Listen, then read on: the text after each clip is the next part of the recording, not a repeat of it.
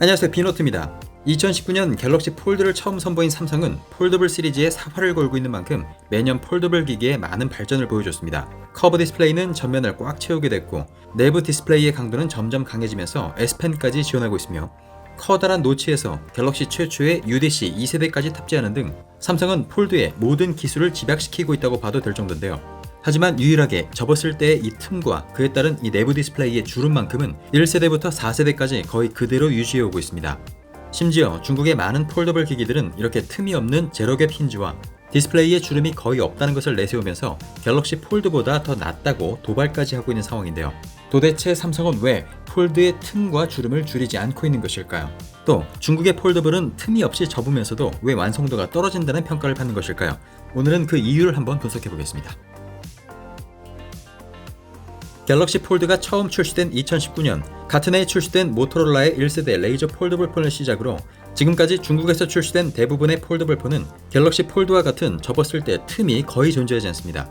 접었을 때 디스플레이가 힌지 안쪽으로 말려 들어가는 일명 물방울 힌지를 채택하면서 틈이 거의 없이 완전히 접히고 있는 것을 알 수 있는데요. 심지어 디스플레이가 말려 들어가면서 넓은 반경으로 접히는 덕분에 디스플레이에는 넓고 얕은 주름이 생기면서 주름이 눈에 덜 띄는 겉모습만으로는 꽤 완성도가 높아 보이는 모양새를 갖추고 있는 것이 사실입니다. 이것은 삼성이 넘지 못하는 기술력의 격차인 것일까요? 삼성은 지난 2014년 이미 물방울 형태의 힌지를 특허로 출원하기도 했고, 실제로 삼성이 공개한 많은 폴더블 프로토타입은 틈이 없이 완전히 접히는 모양을 하고 있습니다. 다시 말하면 삼성은 관련 기술력을 이미 가지고 있지만 실제 제품에는 채택하지 않고 있다는 이야기인데요. 그렇다면 왜 삼성은 이 틈과 주름 자국이 선명한 방식을 고수하고 있는 것일까요? 첫 갤럭시 폴드의 출시를 앞두고 인플루언서들에게 미리 제공됐던 폴드1은 내구성 문제로 큰 곤욕을 치렀습니다.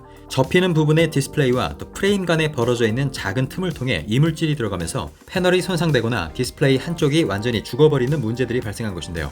프리미엄 스마트폰의 새로운 시작을 준비했던 삼성은 국제적으로 조롱거리가 될 만큼 그 시작이 순탄하지는 않았습니다. 이때 삼성은 폴드의 내구성의 중요성을 깨닫고 힌지의 개발 방향을 안전성과 내구성을 높이는 데 맞추게 됩니다.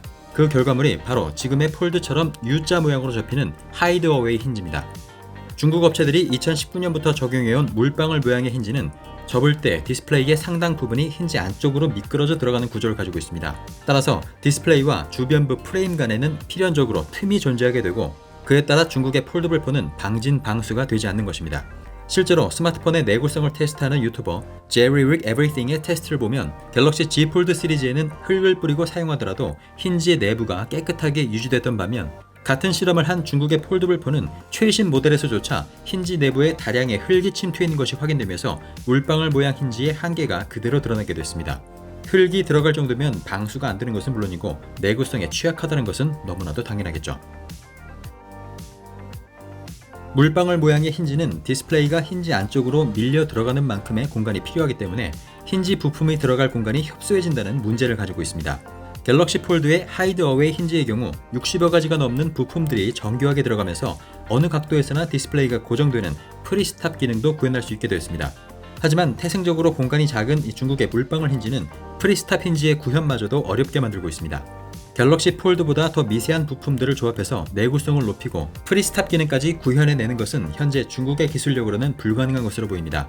지금까지 선보인 중국의 폴더블 폰은 물론이고 폴드4와 동시에 출시된 샤오미의 최신 폴더블 폰 미믹스 폴드2마저도 디스플레이가 고정되지 않고 힘없이 쓰러져 버리는 모습을 보면 알 수가 있죠. 디스플레이가 어느 각도에서나 고정이 되지 않는다는 것은 기기를 거치해서 활용한다거나 세워놓고 사진을 찍는 등 폴더블 스마트폰을 폴더블 폰답게 쓰지 못하게 만드는 치명적인 단점이라고 할 수 있습니다.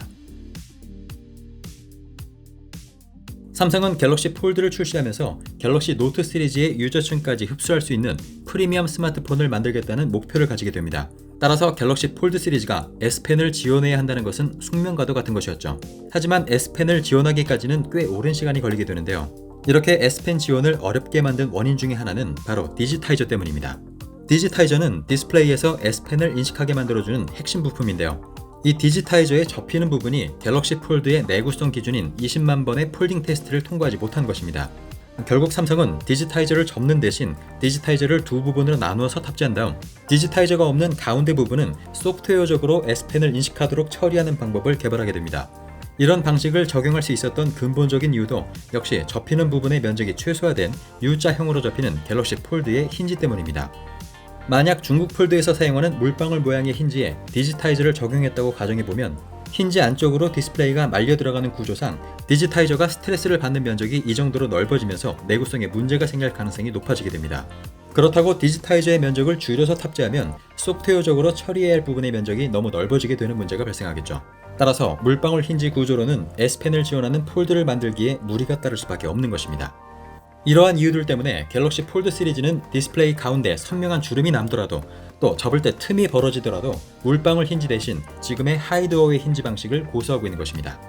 네, 오늘은 갤럭시 폴드가 4세대까지 이어져 오는 동안에도 왜 주름과 갭을 유지하고 있는지에 대해서 알아봤는데요. 기능도 완벽하게 구현되고 또 주름도 갭도 모두 없애줄 수 있는 새로운 기술을 하루빨리 만나볼 수 있기를 기대해 보겠습니다. 네, 그럼 저는 다음에 더 재밌는 이야기로 다시 찾아오겠습니다. 거잔 비너트였습니다.